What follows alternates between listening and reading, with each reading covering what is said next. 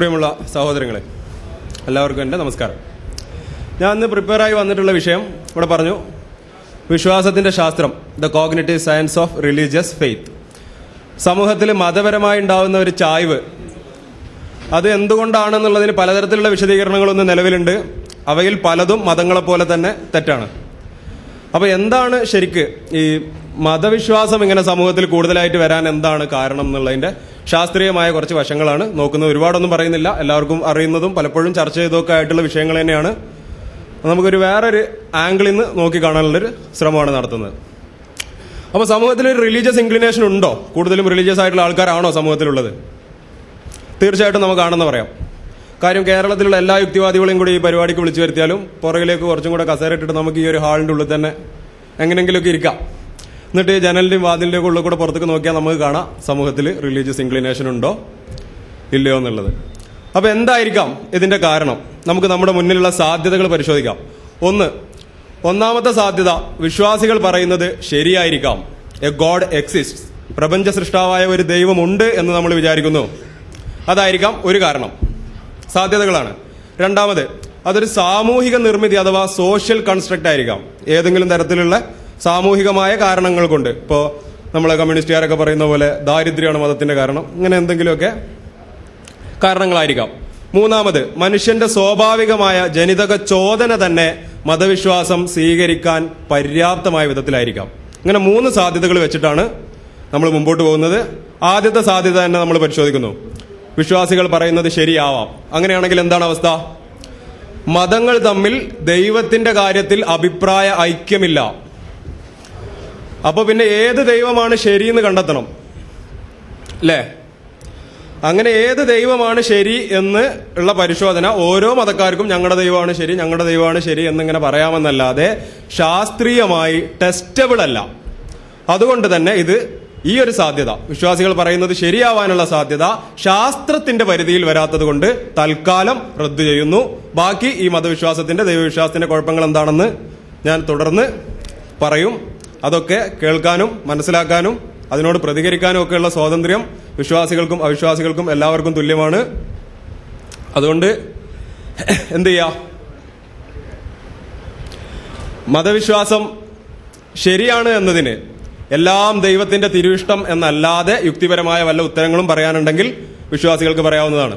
രണ്ടാമത്, സാമൂഹിക നിർമ്മിതി എന്ന് പറയുമ്പോൾ ഒരുപാട് നമ്മുടെ ഫേസ്ബുക്കിലും ബ്ലോഗിലും ഒക്കെ നിരവധി ആൾക്കാർ ഇങ്ങനെ പറയുന്ന സംഭവങ്ങളാണ് ഇതൊക്കെ.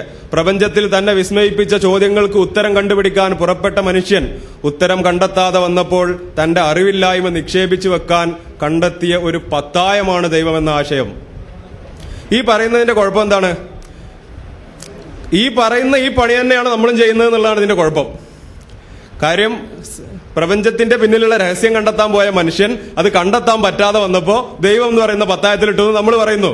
ആ പറയുന്നതിലൂടെ വിശ്വാസത്തിന്റെ കാരണം കണ്ടെത്താൻ പോകുന്ന ഞാനും ചെയ്യുന്നത് ഇപ്പൊ ദൈവം പത്തായം ഉണ്ടാക്കിയിട്ട് അതിലിടുകയാണ്. അതുകൊണ്ട് ഈ ഉത്തരം പൂർണ്ണമല്ല.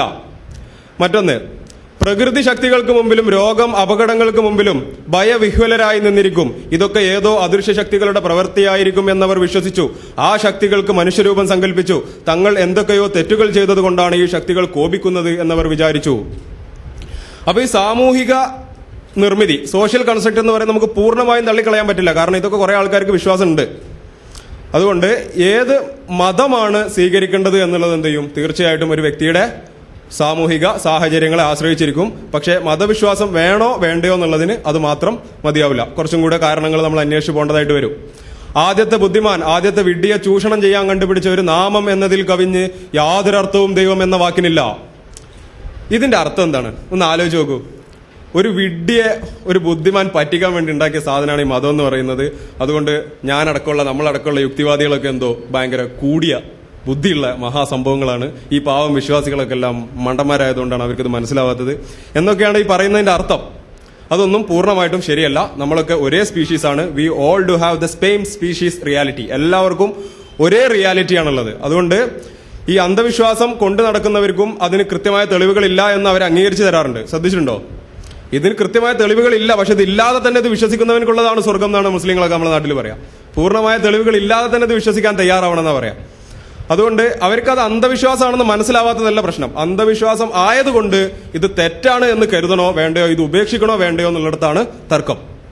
അപ്പൊ ഞാൻ പറഞ്ഞു വരുന്നത് വിശ്വാസികളൊന്നും വെറും മണ്ടന്മാരല്ല എന്നാണ്, നമ്മളെ പോലെ തന്നെ ബുദ്ധിയുള്ള മനുഷ്യന്മാരാണ്. മതം മനുഷ്യനെ മയക്കുന്ന കറുപ്പാണ്. കാൾ മാർക്സിന്റെ ഒരു ഇടത് ബുദ്ധിജീവി ലെവലിലൊക്കെ ആൾക്കാർ പറഞ്ഞുകൊണ്ട് നടക്കുന്ന സാധനം. മറ്റൊന്ന്, religion is regarded by common people as true. സാധാരണക്കാർ മതം സത്യമാണെന്ന് കരുതുന്നു. By a wise as false. ഒരു ബുദ്ധിമാൻ അതിനെ തെറ്റായിട്ട് മനസ്സിലാക്കുന്നു. And by rulers as useful. അതിനെ ഭരണാധികാരികൾ നല്ല രീതിയിൽ ഉപയോഗപ്പെടുത്തുന്നു എന്ന് പറഞ്ഞാൽ ഈ പുരോഹിത വർഗത്തിന്റെ ഒക്കെ ഒരു അടിച്ചേൽപ്പിക്കലിന്റെ ഫലമായിട്ടാണ് മതം ഇവിടെ ഉണ്ടായത് എന്നൊക്കെയുള്ള വാദങ്ങൾ. ഇതിന്റെ എല്ലാം കുഴപ്പമെന്ന് പറഞ്ഞാൽ ഇതൊന്നും എന്തുകൊണ്ട് മതവിശ്വാസം എന്നതിന് പൂർണ്ണമായ ഒരു ഉത്തരം നൽകുന്നില്ല. എല്ലാം അടിസ്ഥാനപരമായിട്ട് പറയുന്ന ഒന്ന് തന്നെയാണ്. എന്താണ്? എല്ലാവരും ജനിക്കുന്നത് ഭയങ്കര യുക്തിവാദികളായിട്ടാണ്, ഭയങ്കര റീസണിംഗ് ഒക്കെ നടത്തിയിട്ടാണ് എല്ലാവരും സത്യം കണ്ടെത്താൻ വേണ്ടി ശ്രമിക്കുന്നത്. പക്ഷേ കുറെ അധികാരമുള്ള പുരോഹിതന്മാര്, രാജാക്കന്മാര്, ഇതുപോലുള്ള ആൾക്കാർ അവരുടെ സ്ഥാപിത താല്പര്യങ്ങൾക്ക് വേണ്ടിയിട്ട് ആളുകളെ വഞ്ചിക്കുന്നു എന്ന് പറഞ്ഞാൽ ഇപ്പോ തീർച്ചയായിട്ടും പൗരോഹിത്യം എന്ന് പറയുന്ന ഒരു സാധനമുണ്ട്. പുരോഹിതന്മാരെന്ന് പറയുന്ന വളരെ ചെറിയൊരു മൈനോറിറ്റിക്ക് വേണ്ടിയിട്ടാണ്, അവരുടെ താല്പര്യങ്ങൾക്ക് വേണ്ടിയിട്ട് ഒരു വലിയ വിഭാഗത്തിന്റെ മനസ്സിനെ കൺട്രോൾ ചെയ്യാൻ പുരോഹിതന്മാർക്ക് പറ്റുന്നുണ്ട്. അത് മതം അതിന്റെ ഇൻസ്റ്റിറ്റ്യൂഷണലൈസ്ഡ് ആയിട്ടുള്ള ഒരു സ്വഭാവം കൈവരിച്ചത് കൊണ്ട് കിട്ടുന്ന പുരോഹിതന്മാർക്ക് കിട്ടുന്ന ഒരു പവറാണ്. ഈ മതവിശ്വാസികളൊന്നും വിശ്വസിക്കുന്നത് പുരോഹിതന്മാരല്ല, മതത്തിന്റെ പുസ്തകങ്ങളെയാണ്. ആ പുസ്തകങ്ങളിൽ വിവരമുള്ളവർ, അതിൽ നിന്ന് ഇവർക്ക് വേണ്ടുന്ന കാര്യങ്ങൾ പറഞ്ഞു കൊടുക്കാൻ കഴിയുന്നവർ എന്നുള്ള അർത്ഥത്തിലാണ് പുരോഹിതന്മാർക്ക് ലെജിറ്റിമസി വരുന്നത്. അതുകൊണ്ട് പുരോഹിതന്മാര് മതത്തിന്റെ ഇൻസ്റ്റിറ്റ്യൂഷണലൈസ്ഡ് ഫോം, അതിന്റെ ആ ഒരു പവർ സ്ട്രക്ചർ ഡെവലപ്പ് ചെയ്തതിന്റെ ശേഷം മാത്രമാണ് പുരോഹിതന്മാർക്ക് ആളുകളെ പറ്റിക്കാനും ചൂഷണം ചെയ്യാനും പറ്റുന്നത്. മതം ഉണ്ടായി വരുന്ന കാലത്ത്, ഇപ്പൊ നമ്മുടെ ബുദ്ധന്റെ ഒക്കെ കാലത്താണെങ്കിൽ ആകെ ഒരു ഋഗ്വേദം മാത്രമേ ഉള്ളൂ. ഉപനിഷത്തുകളാണെങ്കിൽ ബൃഹദാരണ്യകം, ചാന്തോക്യം, 2 മാത്രം. ഇതൊന്നും അനുകൂലിക്കാനോ പ്രതികൂലിക്കാനോ ഒരാളെ അടിച്ചേൽപ്പിക്കാനോ ഒന്നും പര്യാപ്തമല്ല. അത്രയും ഡാറ്റ റിച്ച് ആയിട്ടുള്ള സാധനങ്ങളല്ല ഇത്. അതുകൊണ്ട് ഇതൊന്നും അടിച്ചേൽപ്പിച്ചു എന്ന് പറയുന്നതിന് പ്രശ്നങ്ങളുണ്ട്. അതൊക്കെ ആ കാലഘട്ടത്തിന്റെ ചിന്താപദ്ധതികളാണ്. അതൊക്കെ ഒരുപാട് വർഷങ്ങൾക്ക് കഴിയുമ്പോഴാണ് പിന്നീട് എന്ത് ചെയ്യുന്നത്, ഈ പുരോഹിതന്മാരെന്നൊക്കെ പറയുന്ന ഒരു രൂപത്തിലേക്ക് ഇതൊക്കെ മാറി വരുന്നത്. എന്റെ ഒരു അഭിപ്രായമാണ്. എതിരഭിപ്രായം തീർച്ചയായിട്ടും ഇതിലൊക്കെ ഉണ്ടാവും. പിന്നെ മതവിശ്വാസം ഇല്ലാത്ത ഒരു സമൂഹവും ലോകത്തില്ല. ഏത് ട്രൈബൽ സൊസൈറ്റിയിലും എവിടെ പോയി കഴിഞ്ഞാലും അവിടെ അവരുടേതായ ഒരു ദൈവം തീർച്ചയായിട്ടും അവിടെ ഉണ്ടാവും. ഇപ്പോൾ ആഫ്രിക്കൻ ട്രൈബുകളിലൊക്കെ ഉങ്കുലുങ്കുലു ദേവൻ എല്ലാവരും പറയുന്നത് കേട്ടിട്ടുണ്ടാവും ഫേസ്ബുക്കിലൊക്കെ ഇങ്ങനെ. അപ്പൊ എല്ലാവർക്കും അവരുടേതായ ഒരു ദൈവമുണ്ട്. 10,000-ലധികം മതങ്ങളെക്കുറിച്ച് നമുക്ക് വിവരങ്ങൾ ലഭിച്ചിട്ടുണ്ട്. അപ്പൊ ഞാൻ ആദ്യത്തെ 2 സാധ്യതകൾ യുക്തിക്ക് നിരക്കാത്തതാണെന്നുള്ളത് കൊണ്ട് റദ്ദ് ചെയ്യുന്നു. മൂന്നാമത്, മനുഷ്യന്റെ സ്വാഭാവിക ചിന്ത തന്നെ വിശ്വാസം സ്വീകരിക്കാൻ പാകത്തിലായിരിക്കാം. ഇതാണ് ഞാൻ ഡോമിനന്റ് ആയിട്ട് എടുക്കുന്നത്. കാരണം മനുഷ്യന്റെ സ്വാഭാവികമായിട്ട് മതവിശ്വാസം സ്വീകരിക്കാൻ പര്യാപ്തമാണ്, തീർച്ചയായിട്ടുമാണ്. അതിലേക്ക് വരാം, നോക്കാം. അപ്പോൾ മനുഷ്യനെ പറ്റി നമ്മൾ പഠിക്കുമ്പോൾ ബയോളജിയിലെ എല്ലാത്തിന്റെയും പൊതുവിശദീകരണമായിട്ടുള്ള പരിണാമശാസ്ത്രത്തിലേക്ക് തന്നെയാണ് നമ്മൾ എത്തി നോക്കേണ്ടത്. നമുക്ക് തീർച്ചയായിട്ടും ഉത്തരം കണ്ടെത്താനുള്ളത് പരിണാമശാസ്ത്രത്തിൽ നിന്ന് തന്നെയാണ്. Nothing in biology make sense except in the light of evolution. Theodosius ഡോബ്സാൻസ്കിയുടെ ഒരു കോട്ടാണ് അവിടെ കൊടുത്തിട്ടുള്ളത്. ബയോളജിയിൽ എന്തിനും പരിണാമത്തെ മാറ്റി നിർത്തിക്കൊണ്ട് ബയോളജിയിലെ ഒരു കാര്യത്തിനും നിങ്ങൾക്ക് പൂർണ്ണമായ വിശദീകരണം നൽകാൻ കഴിയില്ല. അതുകൊണ്ട് പരിണാമശാസ്ത്രത്തിൽ തന്നെയാണ് നമ്മൾ നോക്കുന്നത്. നാച്ചുറൽ സെലക്ഷൻ, ഇതിനെ കുറിച്ച് ഞാൻ കൂടുതൽ പറയുന്നില്ല. ഒരുപാട് ക്ലാസ്സുകൾ യുക്തിവാദികൾക്കിടയിൽ തന്നെ നടന്നിട്ടുള്ളതാണ്. അതുകൊണ്ട് ഇതിന് എനിക്ക് ആവശ്യമുള്ള സാധനം മാത്രം ഇങ്ങോട്ട് എടുക്കുകയാണ്. തലച്ചോറ്, ഇതാണല്ലോ നമ്മുടെ മതം, യുക്തിവാദം. എന്ത് സാധനമാണെങ്കിലും ഇതൊക്കെ എവിടെയാണ് കിടക്കുന്നത്? നമ്മുടെ തലച്ചോറിലാണ്. മനസ്സ് എന്ന് പറയും. Mind is what your brain does. നിങ്ങളുടെ തലച്ചോറ് ചെയ്യുന്നത് എന്തോ അതാണ് മനസ്സ്. അപ്പൊ തലച്ചോറിനെ കുറിച്ചാണ് നമ്മൾ നോക്കുന്നത്. അപ്പൊ തലച്ചോറും നമ്മുടെ ശരീരത്തിലെ ഏതൊരു അവയവം പോലെ തന്നെ, കണ്ണ്, മൂക്ക്, ചെവി, ഏതൊരു അവയവം പോലെ തന്നെ പ്രകൃതി നിർദ്ധാരണത്തിലൂടെ പരിണാമം സംഭവിച്ചു വന്നതാണ്. ഇത് പ്രത്യേകം പറയാനുള്ള കാര്യം, പരിണാമത്തെ അംഗീകരിക്കുന്നവർ തന്നെ ബാക്കി അവയവങ്ങളുടെ ഒക്കെ പരിണാമം ഡാർവിനിസം, അതായത് the inheritance of genetical mutations, genetical characteristics, അതിനെ അനുകൂലിക്കുന്ന ആൾക്കാർ തന്നെ തലച്ചോറിന്റെ വിഷയം വരുമ്പോൾ അറിയാതെ ലാമാർക്കിസ് ആയിട്ട് പോകും.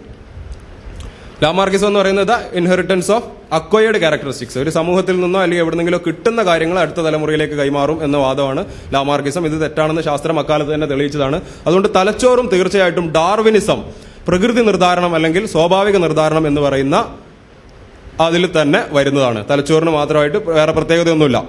അതുകൊണ്ട് തന്നെ ഏംഗൽസിന്റെ the part played by the labour in the transition of ape to man, ഒരു ആൾക്കുരങ്ങിൽ നിന്നും മനുഷ്യനിലേക്കുള്ള ട്രാൻസിഷനിൽ അധ്വാനം വഹിച്ച പങ്ക് എന്ന് പറഞ്ഞിട്ട് ഏംഗൽസിന്റെ ഒരു ആർട്ടിക്കിൾ ഉണ്ട്. ഇത് വായിച്ചു കഴിഞ്ഞാൽ ഭയങ്കര കോമഡിയാണ്. അതിങ്ങനെ ഒരുപാട് അധ്വാനിക്കേണ്ടി വന്നപ്പോൾ നമ്മളെ കൈ ഇങ്ങനെ അങ്ങ് നീണ്ടു വന്നു എന്നൊക്കെയാണ് പറയുന്നത്. പിന്നെ ഇങ്ങനെ അധ്വാനം വന്നു, അധ്വാനത്തിന്റെ ഒരു സ്ട്രക്ചർ രൂപപ്പെട്ടു, അപ്പോൾ പരസ്പരം കമ്മ്യൂണിക്കേറ്റ് ചെയ്യേണ്ടതായിട്ട് വന്നു.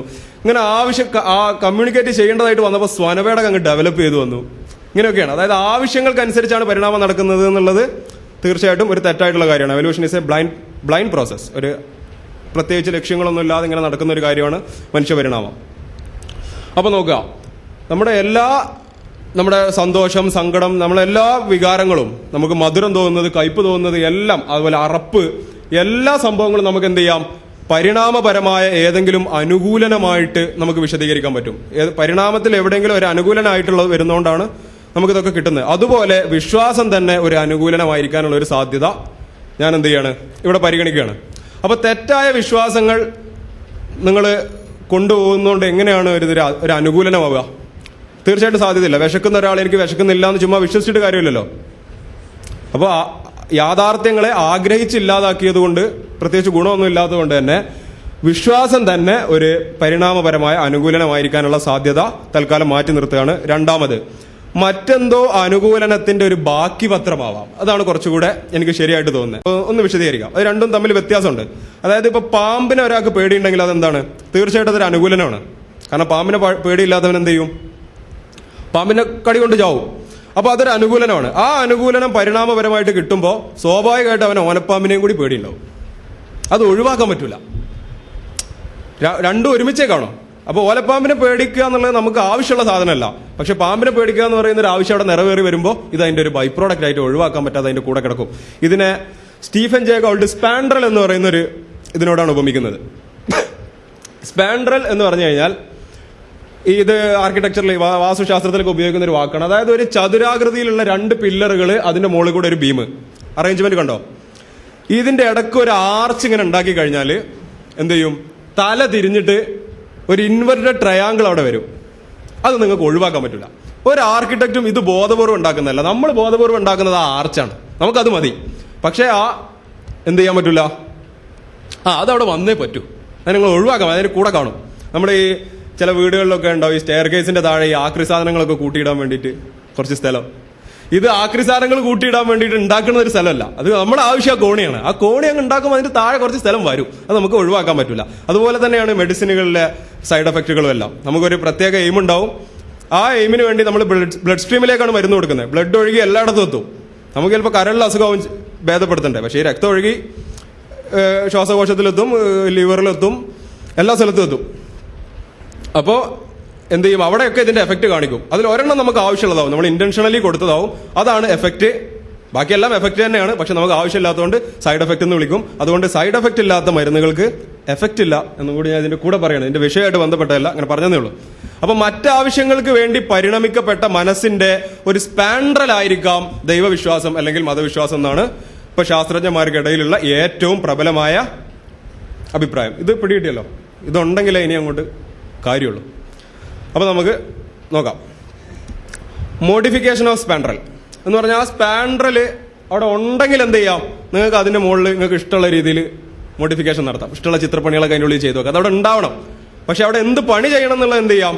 ആർക്കിടെക്റ്റിന് തീരുമാനിക്കാം. അതുപോലെ തന്നെയാണ് ഈ സ്റ്റെയർ കേസിന്റെ താഴെയുള്ള സ്ഥലവും. ചില വീട്ടിലവിടെ ആക്രി സാധനങ്ങൾ കൂട്ടിയിടാവും, ചില വീട്ടിലവിടെ ഈ ഇൻവെർട്ടറിന്റെ ബാറ്ററി വെക്കാനുള്ള സ്ഥലവും. അപ്പൊ അത് ആ സ്ഥലം അവിടെ ഉണ്ടാവണം. സ്പാൻഡ്രലായിട്ട് നിങ്ങൾക്ക് അത് കിട്ടിയിട്ടുണ്ടെങ്കിൽ അത് എന്തിനു വേണ്ടി ഉപയോഗിക്കണം നിങ്ങൾക്ക് തീരുമാനിക്കാം. ഇതുപോലെ തന്നെയാണ് ഈ മതവിശ്വാസത്തിനെ സ്വീകരിക്കാൻ ആവശ്യമായ ജനിതക ചോദനകൾ നമുക്ക് ആത്യന്തികമായിട്ട് ഉണ്ടാവണം. പിന്നെ ഏത് മതം വേണമെന്നുള്ളത് എന്ത് ചെയ്യാം? സാമൂഹിക സാഹചര്യങ്ങളെയും ഒക്കെ ആശ്രയിച്ചിരിക്കും. അപ്പൊ ഭയങ്കരമായ യുക്തിവാദികളെ ഒന്നും ആരും പറ്റിച്ചിട്ട് മതവിശ്വാസികളാക്കിയിട്ടില്ല. മതവിശ്വാസം സ്വീകരിക്കാൻ തയ്യാറുള്ളവർ തന്നെയാണ് സാമൂഹിക സാഹചര്യങ്ങൾക്കനുസരിച്ച് പലതരത്തിലുള്ള കഥകളിൽ, കൃഷ്ണനാഥൻ ഡോക്ടർ പറഞ്ഞ പോലെ കഥകളിൽ വിശ്വസിച്ചിട്ടുള്ളത്. അപ്പൊ ഏതുപോലെ മനുഷ്യന് ഇപ്പൊ സംസാരിക്കാനുള്ള കഴിവ് എന്ത് വേണം? ജനിതകമായിട്ട് വേണം സംസാരിക്കാനുള്ള കഴിവ്. പക്ഷെ ഏത് ഭാഷ സംസാരിക്കണം എന്നുള്ളത് സാമൂഹിക സാഹചര്യങ്ങളെ ആശ്രയിച്ചിരിക്കും. ഇതുപോലെ തന്നെയാണ് മതവും. ഇനി നമുക്ക് സീരിയസ് ആയിട്ടുള്ള ചർച്ചകളിലേക്ക് പോവാം. ഇത് ഞാൻ വെറുതെ എടുത്തിട്ടതാണ്. എന്താണ് ദൈവം എന്നാണ് ചർച്ച ചെയ്യാൻ പോകുന്നത്. അപ്പോൾ ഇതെന്റെ വിഷയമായിട്ട് ബന്ധമൊന്നുമില്ലെങ്കിലും റിച്ചാർഡ് ഡോക്കിൻസിന്റെ ഈ ഒരു സ്ലൈഡ് കാണിക്കാതെ, ഈ ഒരു കോട്ട് കാണിക്കാതെ എനിക്ക് ദൈവത്തിനെ കുറിച്ച് ചർച്ച ചെയ്യാൻ തോന്നുന്നില്ല. എന്താണ് അതിനകത്ത് പറയുന്നത്? പഴയ നിയമത്തിലെ ദൈവത്തിനെ കുറിച്ചാണ് പറയുന്നത്. Jealous and proud of it, pretty unjust for giving control freak, a vindictive bloodthirsty ethnic cleanser, a misogynistic homophobic racist infanticidal. മതി, ഭയങ്കര തെറിയാണ് അങ്ങനെ പഴയ നിയമത്തിലെ ദൈവത്തെ വിളിക്കുന്നത്.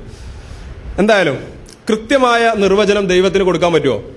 പലതരത്തിലുള്ള ദൈവങ്ങളുണ്ട്. ചിലർ പറയുന്നു ഒരു ദൈവം മാത്രം പാടുള്ള, ദൈവത്തിനല്ലാതെ വേറെ ആരെങ്കിലും ആരാധിച്ച ഭയങ്കര പ്രശ്നമാണ്. വേറെ കൂട്ടർ പറയുന്നു ഇതെല്ലാം കൂടി 3 ഉണ്ടെങ്കിലും ഒന്നാണെന്നാണ് പറയാ. വേറൊരു കൂട്ടർ പറയുന്നു 30 മുക്കോടി ഉണ്ടെങ്കിലും ഇതൊക്കെ കൂടി ഒന്നാണ്. എന്തായാലും പൂർണ്ണമായ ഒരു ഡെഫിനിഷൻ സാധ്യമാണോ എന്നാണ് നമ്മൾ നോക്കുന്നത്.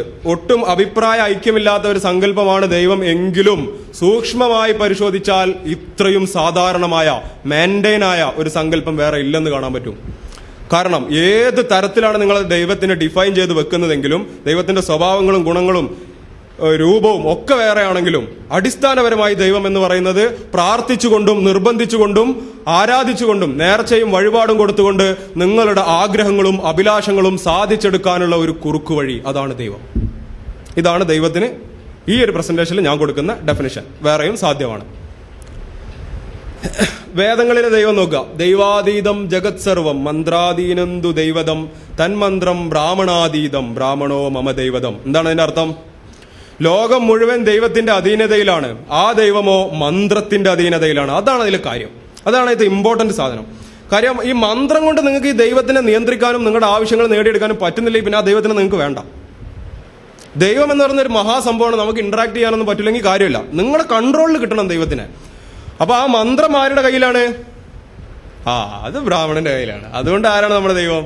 ബ്രാഹ്മണനാണ് നമ്മുടെ ദൈവം. അടുത്തത്, ഇതും എന്താണ്? ഒരു മഹാദൈവത്തിനെ പ്രീണിപ്പിച്ചുകൊണ്ട് നമ്മുടെ ആവശ്യങ്ങൾ നേടിയെടുക്കാനുള്ള ഒരു ശ്രമമാണ്. ഇതില്ലാത്ത ദൈവത്തിന് ആർക്കും വേണ്ട. ഭക്തർ കൈയൊഴിയുന്നതോടെ ദൈവത്തിന്റെ പണി തീരും. ഏത് ദൈവമാണെങ്കിലും പ്രാർത്ഥനയും ആരാധനയും ഇത് നിങ്ങൾ ചോദിക്കും, ദൈവത്തിന് എന്തിനാണ് ആരാധന നിങ്ങൾ ചോദിക്കും. പക്ഷെ ആരാധന ഇല്ലെങ്കിൽ പിന്നെ എന്തിനാണ് ദൈവം? യുക്തിവാദികൾ ഭയങ്കര യുക്തിഭദ്രമായിട്ട് എന്നെ കളിയാക്കല്ല, ഞാനും ചോദിക്കാറുണ്ട്. ചില ആൾക്കാരൊക്കെ വരുമ്പോൾ ദൈവത്തിന് എന്തിനാണോ ഈ ആരാധനയൊക്കെ എന്ന് തലയിൽ ചെറുതായിട്ടെങ്കിലും വെളിച്ചം കയറിയെങ്കിലും എന്ന് വിചാരിച്ച് നമ്മൾ ചോദിച്ചു നോക്കുന്നതാണ്. പക്ഷെ ആ ചോദ്യത്തിനൊരു കുഴപ്പമുണ്ട്. കാരണം ഈ ആരാധന ആവശ്യമുള്ളതുകൊണ്ടാണ് ദൈവം നിലനിൽക്കുന്നത്. പിന്നെ അത് എന്തിനാണെന്ന് ചോദിക്കുന്നതിൽ പ്രത്യേകിച്ച് കാര്യമൊന്നുമില്ല. അവന്റെ മനസ്സിൽ അതിന് കാര്യമായിട്ട് അളക്കൊന്നും ഉണ്ടാക്കുമെന്ന് എനിക്ക് തോന്നുന്നില്ല. ഇതാ വേറെ ഒന്ന്, പ്രാർത്ഥിച്ചുകൊണ്ട് കാര്യങ്ങൾ നേടുക. ഗുരുവായൂര് ഇത് ഏത്തപ്പഴമാവാ ശർക്കരയാവാ അങ്ങനെ പല പല സംഗതി ഇതങ്ങ് കൊടുത്തു കഴിഞ്ഞാൽ പ്രപഞ്ചം മുഴുവൻ മൂപ്പരുതാണ്. എന്നിട്ട് ഈ 4 നേന്ത്രക്കൊല. ഇതാ വേറൊന്ന്, ഇത് ഷിയാക്കളുടെ ഒരു ആചാരമാണ്. അവർ ആശൂറ ദിനത്തിൽ ഇങ്ങനെ കത്തിയൊക്കെ എടുത്തിട്ട് ഇങ്ങനെ സ്വന്തം ശരീരത്തിനെ ഇങ്ങനെ വേദനിപ്പിച്ചിട്ട് കാണിച്ചു കൊടുക്കുകയാണ്. അപ്പോൾ ദൈവം എന്ത് ചെയ്യും? നമുക്ക് നമ്മുടെ ആഗ്രഹങ്ങളൊക്കെ എങ്ങനെയെങ്കിലും ദൈവത്തിനെ പ്രീതിപ്പെടുത്തിയാൽ മതി. അപ്പോൾ ഇനി പറയാൻ പോകുന്നത്, ഈ ദൈവങ്ങൾക്ക് എല്ലാവർക്കും ഉള്ള പൊതുഗുണം എന്ന് പറയുന്നത് എല്ലാ ദൈവങ്ങൾക്കും ദൈവികതകൾക്കും അവതാരങ്ങൾക്കും പ്രവാചകന്മാർക്കും വിശുദ്ധന്മാർക്കും എല്ലാവർക്കും ഉള്ള സാധനമാണ് they are minimally counter intuitive. അതിന്റെ അർത്ഥം നേരിയ തോതിൽ അന്തർജ്ഞാന വിരുദ്ധ സങ്കല്പങ്ങൾ എന്നാണ്. അതിനേക്കാളും ചിലപ്പോൾ മനസ്സിലാക്കാൻ എളുപ്പം മിനിമലി കൗണ്ടർ ഇൻഡ്യൂട്ടീവ് ആവും. ഞാൻ ഭയങ്കര കഷ്ടപ്പെട്ട് മലയാളത്തിലാക്കിയതാ. അപ്പൊ എന്താ കാര്യം എന്ന് പറഞ്ഞാൽ, പാസ്കൽ ബോയർ എന്ന് പറയുന്നത് അതെന്താണ് സാധനം എന്താണെന്ന് ഞാൻ പിന്നീട് പറയാം. ഞാൻ അതിന്റെ ഒരു കഥ അങ്ങ് പറഞ്ഞുതരാം. പാസ്കൽ ബോയർ എന്ന് പറയുന്ന ഒരു ആന്ത്രപ്പോളജിസ്റ്റിന്റെ അഭിപ്രായത്തിൽ മിനിമലി കൗണ്ടർ ഇൻഡ്യൂട്ടീവ് ആയിട്ടുള്ള സങ്കല്പങ്ങൾ ഓർത്തിരിക്കാനും അടുത്ത തലമുറയിലേക്ക് കൈമാറാനും നന്നായിട്ട് സ്പ്രെഡ് ചെയ്യാനും എല്ലാം ഉപകാരപ്രദമാണ്, എളുപ്പമാണ് എന്നാണ് പാസ്കൽ ബോയറിന്റെ അഭിപ്രായം. അത്തരം മീമുകൾ, ഈ മീം എന്ന് പറഞ്ഞാൽ ജീൻ പോലെ തന്നെയുള്ള ഒരു സാധനമാണ്. ജീൻ പോലെ എന്ന് പറയുന്നത് ശരിയല്ല. റിച്ചാർഡ് ഡോക്കിൻസ് ആണ് ഈ മീം എന്ന് പറയുന്ന വേർഡ് ആദ്യമായിട്ട് ഇൻട്രൊഡ്യൂസ് ചെയ്തത്. അത് the units of cultural transmission എന്നാണ് അതിന് പറയാം. അതൊരു സാംസ്കാരിക ജീനുകൾ എന്ന് പറയാം. ബയോളജിയിൽ ജീൻ എന്ന് പറയുന്നത് it's A unit of biological transition ആണ്. അതുപോലെ ഒരു സാംസ്കാരിക മീമുകൾ, കാര്യം പിടിയിട്ടില്ല, അത് പറഞ്ഞങ്ങ് ഫലിപ്പിക്കാൻ കുറച്ച് പണിയാണ്. അതായത് ഒരു പ്രത്യേക തരത്തിലുള്ള ഒരു വിശ്വാസം അതിങ്ങനെ എത്രത്തോളം സമൂഹത്തിൽ നിലനിൽക്കുന്നു, അത് മ്യൂട്ടേഷൻ ഇല്ലാതെ, മ്യൂട്ടേഷൻ എന്ന് പറഞ്ഞാൽ എന്താ, ചേഞ്ചുകൾ ഇല്ലാതെ എത്രത്തോളം ഷാർപ്പായിട്ട് നിങ്ങൾ അടുത്ത തലമുറയിലേക്ക് കൈമാറുന്നു, ഇതിനൊക്കെ ഏബിൾ ആയിട്ടുള്ള ഒരു ഐഡിയ, അതാണ് ഒരു സാംസ്കാരിക എന്തെങ്കിലും ഒന്ന്, അതാണ് ഈ മീം എന്ന് ഉദ്ദേശിക്കുന്നത്. ഞാൻ പറഞ്ഞ് കൺഫ്യൂഷൻ ആക്കിയോ? അപ്പൊ ദൈവികത ഉള്ളത് എല്ലാം ഉള്ള മീമുകളെല്ലാം മിനിമലി കൗണ്ടർ ഇൻഡ്യൂട്ടീവ് അഥവാ MCI ആയിരിക്കും. പക്ഷെ എല്ലാം MCI ആയിട്ടുള്ളതെല്ലാം ദൈവികമാവണമെന്ന് വലിയ നിർബന്ധമൊന്നുമില്ല. നമുക്ക് തലച്ചോറിനെ കുറിച്ച് തന്നെ പറഞ്ഞു തുടങ്ങാം. ആദ്യം മനസ്സിലാക്കേണ്ട കാര്യം ഇതാണ്: our brain is not a naturally truth seeking machine. നമ്മുടെ തലച്ചോറ് സ്വാഭാവികമായി സത്യത്തിനെ തെരയുന്ന ഒരു മെഷീനല്ല. സത്യമല്ല നമ്മുടെ തലച്ചോറിന് വേണ്ടത്. ഞാൻ നേരത്തെ പറഞ്ഞ അതേ കാര്യം തന്നെ. കണ്ണ്, മൂക്ക്, ചെവി, കൈ തുടങ്ങിയ അവയവങ്ങളെ പോലെ തന്നെ പരിണാമത്തിലൂടെ വന്നത് തന്നെയാണ് തലച്ചോറ്, ഈ അവയവങ്ങളുടെയൊക്കെ ആത്യന്തിക ലക്ഷ്യം ഈ അവയവങ്ങൾ ഉണ്ടാക്കിയ ജീനുകളെ അടുത്ത തലമുറയിലേക്ക് കടത്തിവിടുക എന്നതും അപ്പോൾ ഈ ലക്ഷ്യത്തിന് സഹായിക്കുന്ന നിലപാടുകൾ സ്വീകരിക്കുന്നതിന് വേണ്ടി പ്രോഗ്രാം ചെയ്യപ്പെട്ടതാണ് നമ്മുടെ തലച്ചോറും. തലച്ചോറിന്റെ ലക്ഷ്യം എന്ന് പറയുന്നത് സത്യം കണ്ടെത്തുക എന്നുള്ളതല്ല. ഏതൊരു അവയവത്തിന്റെയും പോലെ തലച്ചോറിന്റെ ലക്ഷ്യം എന്താണ്? ആ തലച്ചോറിന്റെ നിർമ്മാണത്തിന് ആവശ്യമായിട്ടുള്ള ജീനുകളെ അടുത്ത തലമുറയിലേക്ക് കൈമാറുക. അതിന് ചിലപ്പോൾ സത്യം കിട്ടിക്കൊള്ളുന്ന നിർബന്ധമൊന്നുമില്ല. അതിന് ചിലപ്പോൾ വേറെ എന്തെങ്കിലും ആയിരിക്കും വേണ്ടത്. നിങ്ങൾക്ക് പെട്ടെന്ന് നെക്സ്റ്റ് ജനറേഷനിലേക്ക് ഈ തലച്ചോറ് പോകണം, അത്രേ ആവശ്യമുള്ളൂ. സത്യം കിട്ടണമെന്ന് നിങ്ങൾക്ക് യാതൊരു നിർബന്ധമില്ല. മസ്തിഷ്കം സ്വാഭാവികമായി ഒരു മടിയനാണ്. നമ്മളെല്ലാ കാര്യങ്ങളും വളരെ കൃത്യമായിട്ട് എന്താണെന്നുള്ളത് പഠിക്കാനല്ല നമ്മൾ എപ്പോഴും ശ്രമിക്കുക. എന്തെങ്കിലും സൂത്രത്തിലൂടെ കാര്യം മനസ്സിലാക്കാനാണ് നോക്കുക. ഒരു പുസ്തകം കിട്ടിക്കഴിഞ്ഞാൽ അതിന്റെ കവറും 4 പേജും നോക്കിയിട്ട് വേഗം ഇത് നല്ലതാണോ അല്ലേ എന്നുള്ളൊരു അഭിപ്രായം പറയാൻ നോക്കുക. ഒരു സിനിമ കാണാൻ പോവുകയാണെങ്കിലും ഇങ്ങനെ VLC പ്ലെയറിൽ എടുത്ത് നമ്മളിങ്ങനെ അടിച്ചടിച്ച് നോക്കും. ഒരു 4-5 സീനുകൾ ഇങ്ങനെ നോക്കിയിട്ട് എല്ലാം ചെയ്യാറില്ലേ? അപ്പോൾ അതൊക്കെ എന്താണ് നമ്മൾ ചെയ്യുന്നത്? കൃത്യമായിട്ട് ഇത് മുഴുവൻ പഠിച്ച് അതിന്റെ സത്യം കണ്ടെത്തി അഭിപ്രായം പറയാന്നുള്ളതിലുപരി പെട്ടെന്ന് വേഗം അവൈലബിൾ ആയിട്ടുള്ള ഡാറ്റ ഉപയോഗിച്ചുകൊണ്ട് പെട്ടെന്നൊരു നിഗമനത്തിലെത്താനാണ് തലച്ചോറ് എപ്പോഴും ശ്രമിക്കുക. ഇതുപോലുള്ള കുറുക്ക് വഴികളെ പൊതുവിൽ പറയുന്ന പേരാണ് ഹ്യൂറിസ്റ്റിക്സ്. തലച്ചോറ് ഒരുപാട് ഹ്യൂറിസ്റ്റിക്കുകൾ ഉപയോഗിക്കുന്നുണ്ട്. ഈ ചിത്രം നോക്കുക. ഇതിന്റെ പേര് താച്ചർ എഫക്റ്റ് എന്നാണ്. ഇതിൽ ആദ്യത്തെ പടം നേരെ തലതിരിച്ചിട്ടല്ലേ രണ്ടാമത്തെ പടം? അറിയുന്ന ഒരുപാട് ആൾക്കാരുണ്ടാവും. ഈ താച്ചർ എഫക്റ്റിന്റെ കാര്യം ഇതാണ്. ഇങ്ങനെ കാണുമ്പോൾ തോന്നുന്നുണ്ടോ എന്തെങ്കിലും വ്യത്യാസം ഉണ്ടെന്ന്? ആ ഫോട്ടോ തന്നെ നേരെ തല മറിച്ചിട്ടതാണ് ഈ ഫോട്ടോ എന്ന്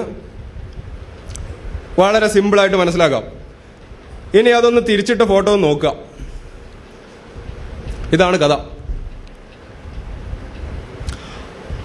അപ്പൊ എന്താണ് അവിടെ സംഭവിച്ചത്?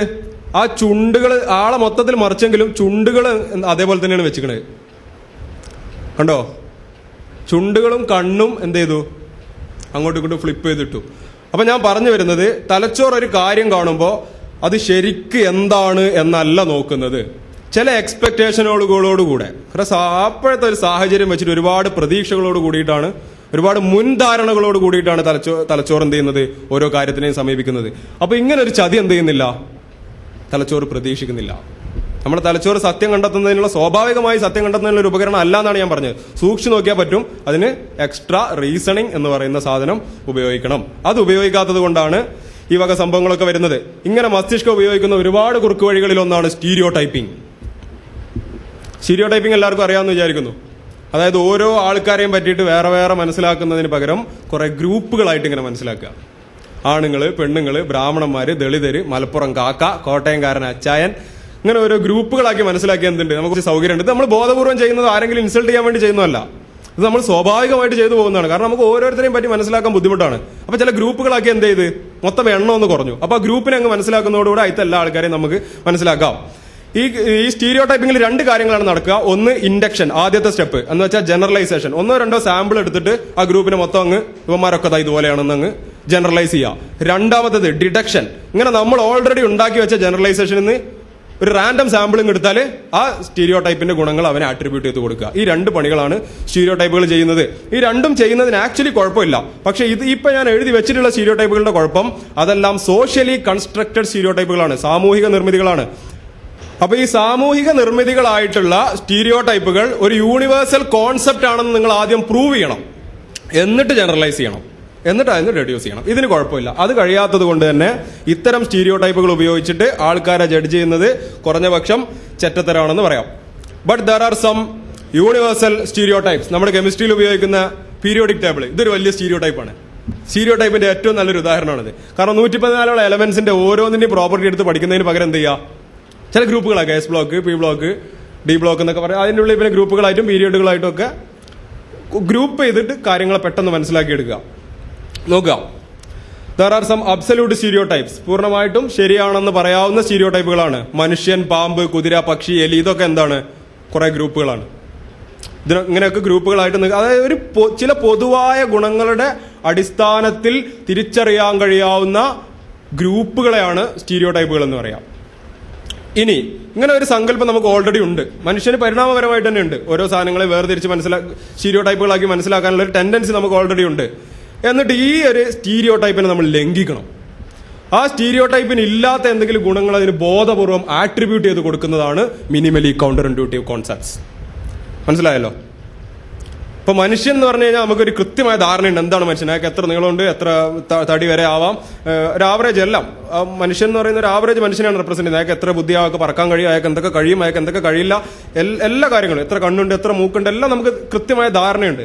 ഇതിനെ ഏതിനെങ്കിലും ഒന്നിനെ അങ്ങ് ലംഘിച്ചു കഴിഞ്ഞാൽ എന്തായി? അത് മിനിമലി കൗണ്ടർ ഇൻഡ്യൂട്ടീവായി. അത്തരം സങ്കല്പങ്ങൾ സമൂഹത്തിൽ ഒരുപാട് കാലം നിലനിൽക്കും. കാരണം എന്താ? നിങ്ങൾക്ക് തന്നെ അറിയാം അതിനെന്തൊരു കുറച്ച് എന്തോ അധികം ഉണ്ടെന്ന്.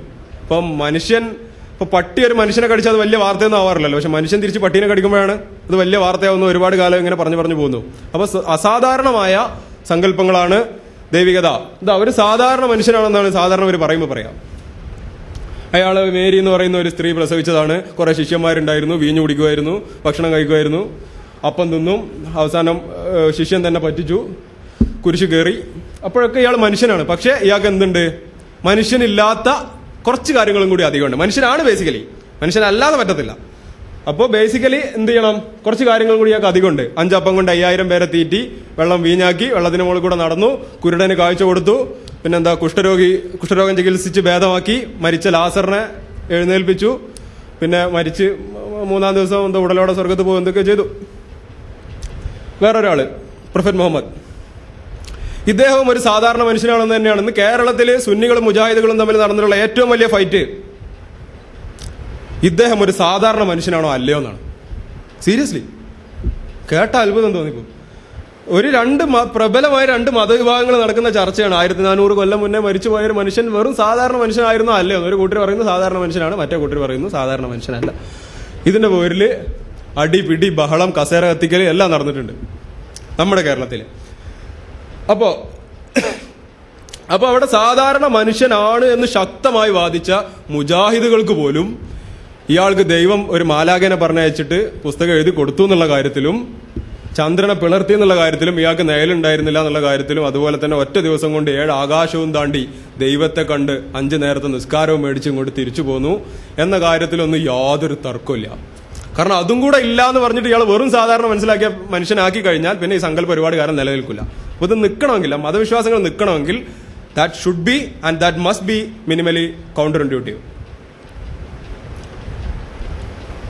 നമ്മുടെ മച്ചാൻ സത്യസായി ബാബ ഇങ്ങനെ ഒരു സാധാരണ മനുഷ്യനാണ്. ഇയാൾക്ക് എല്ലാവിധ പ്രശ്നങ്ങളും ഉണ്ടായിരുന്നു. അസുഖം വന്ന് ഹോസ്പിറ്റലിൽ കിടന്നിട്ടുണ്ട്, അവസാനം മരിച്ചു പോയിട്ടുണ്ട്, എല്ലാം സംഭവിച്ചു. പക്ഷേ ഇയാൾക്ക് എന്താണ്? മനുഷ്യന്മാർക്ക് കഴിയാത്ത കുറച്ച് കാര്യങ്ങളും കൂടെ കഴിയും. ശൂന്യതയിൽ നിന്ന് ഭസ്മെടുക്കല്, മാലയെടുക്കല്, ഇങ്ങനെ കുറെ ഉടായ്പകളൊക്കെ ചെയ്ത് ജീവിച്ചിരുന്ന ഒരു നല്ലൊരാൾ ദൈവമായിരുന്നു. അത്യാവശ്യം വിജയിച്ചൊരാൾ ദൈവം എന്ന് ഇദ്ദേഹത്തെ നോക്കി നമുക്ക് പറയാം. അപ്പോ ഈ സത്യസായി ബാബയുടെ ഈ മാലയെടുക്കലൊന്നും മനുഷ്യന് കഴിയില്ല എന്നുള്ള കാര്യത്തിൽ എല്ലാവർക്കും ഏകദേശം ഉറപ്പാണല്ലോ.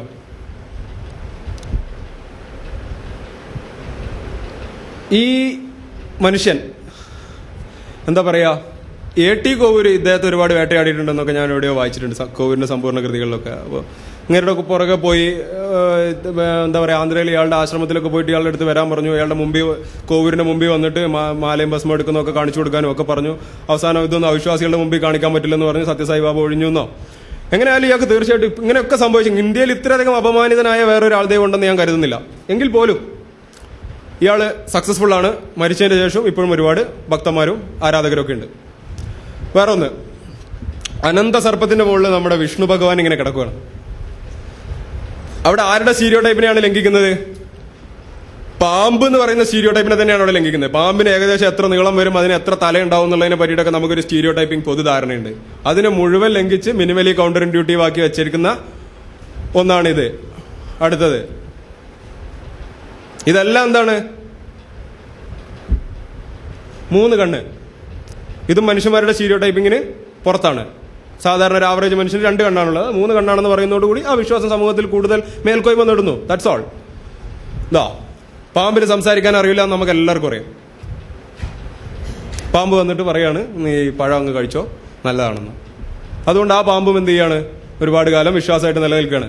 ഇത് നമ്മൾ ബുറാക്ക് എന്ന് പറയുന്ന നമ്മൾ പ്രവാചകൻ 7 ആകാശവും താണ്ടി പോയ വണ്ടിയാണ് അത്ര.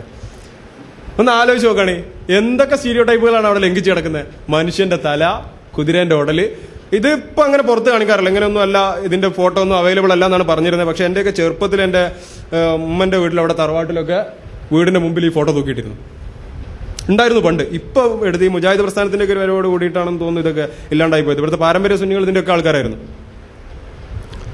നമ്മുടെ ഗ്രീക്ക് മെത്തോളജിയിലെ ഇപ്പോൾ മ്യൂസിയങ്ങളിലും അതുപോലെ പെയിന്റിംഗ് പോർട്രേറ്റുകളിലൊക്കെ മാത്രം കാണുന്ന ഫിനിക്സ് പക്ഷി.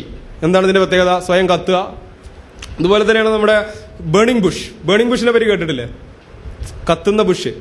അതും ഇതാണ് സംഭവം. സാധാരണ ബുഷുകൾ കത്താറില്ല. അപ്പൊ കത്തുന്ന ബുഷ് എന്ത് ചെയ്യും? കുറെ കാലം ഓർമ്മിക്കപ്പെടും. ഹാ നമ്മുടെ ഫേവറേറ്റ് ദൈവം. ഇങ്ങേർക്കും എന്തുണ്ട്? എലികൾ എന്നുള്ള ചുണ്ടലികൾ എന്ന് പറയുന്ന ആ വിഭാഗത്തിന്റെ സ്റ്റീരിയോടൈപ്പ്. ജെട്ടിയിട്ട എലിനെ ഒന്നും നമ്മളാരും ഇതുവരെ കണ്ടിട്ടില്ല. അതുകൊണ്ടാണ് എന്ത് ചെയ്യുന്നത്. പക്ഷേ ഇയാൾക്കൊരു ദൈവമാവാൻ പറ്റത്തില്ല കേട്ടോ. ഒരിക്കലും ഇയാൾക്കൊരു ദൈവമാവാൻ പറ്റില്ല. കാര്യം ദൈവം ആവണമെങ്കിൽ മിനിമലി കൗണ്ടർ ഇൻഡ്യൂട്ടീവ് ആയാൽ മാത്രം പോരാ, വേറെ കുറച്ച് കാര്യങ്ങളും കൂടെ വേണം. അത് ഇതൊക്കെയാണ്. ഒന്ന് അത് തന്നെയാണ് counter intuitiveness. 2 must be an intentional agent. അതും വേണമെങ്കിൽ ഡിങ്കനൊക്കെ ഉണ്ടെന്ന് പറയാം. Must possess strategic information. അതെന്തായാലും ഉണ്ട്. കാരണം നമ്മുടെ രാകേഷ് ഏട്ടൻ അതിനുവേണ്ടി തന്നെയാണ് കുത്തിയിരുന്ന് പണിയെടുത്തിരുന്നത്. എങ്ങനെയൊക്കെ ഇൻഫർമേഷൻ ഉണ്ടാക്കി കഥകൾ ഉണ്ടാക്കാം. നല്ലോണം ഡിങ്കന്റെ പേരിൽ നമ്മൾ കഥകൾ പറഞ്ഞിട്ടുണ്ട്. എങ്കിൽ പോലും ഡിങ്കന് ദൈവമാവാൻ സാധ്യമല്ല. കുറച്ച് കാര്യങ്ങളും കൂടെ വേണം. Able to act in human world in detectable ways. അതും വലിയ പ്രശ്നമില്ല. ബാക്കി ദൈവങ്ങൾക്കൊക്കെ ഉള്ള അത്രയും ഡിങ്കൻ ഉണ്ടെന്ന് വേണമെങ്കിൽ പറയാം.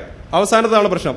Capable of motivating behaviours and reinforce belief. ഇതാണ് നമുക്കില്ലാത്തത്. കാരണത്തിനായിട്ട് നടക്കുന്ന യുക്തിവാദികളാണ്.